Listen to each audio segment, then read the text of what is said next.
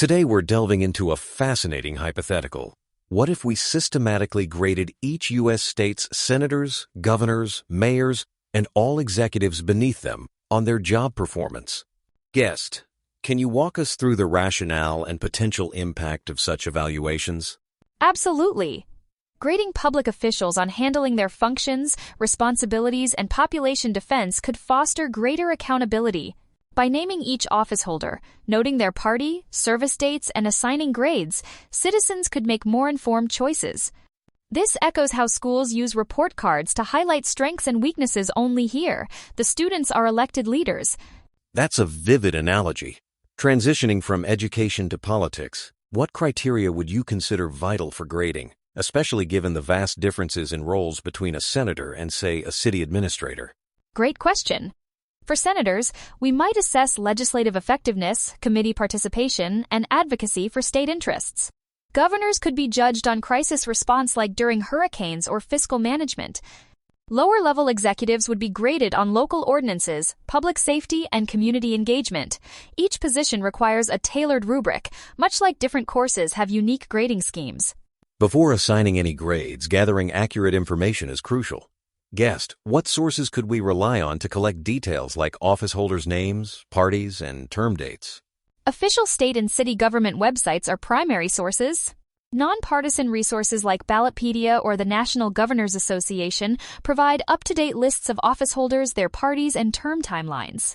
For mayors and executives below mayor, municipal directories are invaluable, though data fragmentation can pose challenges.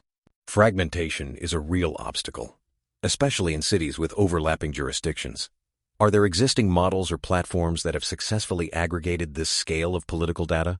Yes, projects like the United States Election Project and OpenStates attempt this. However, accuracy varies, especially at the lower executive level. Data validation often involves cross-checking multiple sources, akin to triangulation in scientific research, to ensure reliability. Now, let's discuss the actual grading. What objective metrics, or even subjective factors, should inform a leader's grade on their functions, responsibilities, and defense of their population? We'd blend quantitative and qualitative data. For example, economic growth rates, public health outcomes, and crime statistics offer hard numbers. Qualitatively, we'd assess responsiveness during crises, transparency, and ethical standards. Imagine a mayor gets high marks for pandemic response but low for fiscal mismanagement.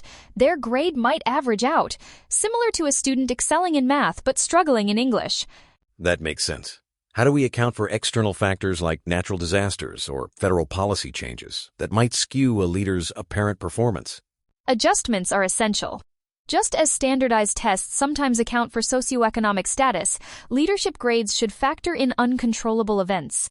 For instance, a governor facing unprecedented wildfires shouldn't be penalized for issues beyond their control, but rather graded on their response, resourcefulness, and post-crisis recovery plans.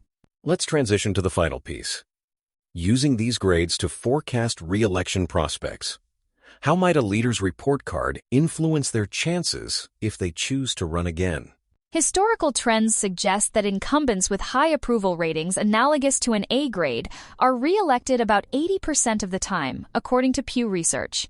Grades could offer a more nuanced perspective, highlighting strengths and areas for improvement. However, voter loyalty, partisanship, and campaign resources still play major roles. So, while a strong grade boosts a candidate's odds, it's not a guarantee. Could publicizing these grades potentially shift voter behavior or even alter campaign strategies? Absolutely. If widely trusted, these grades could reshape debates, as candidates highlight their report cards. Hypothetically, a mayor with a B Ione might focus on elevating public safety scores before an election. This mirrors how athletes use performance analytics to hone their game. Politicians could similarly refine their governance.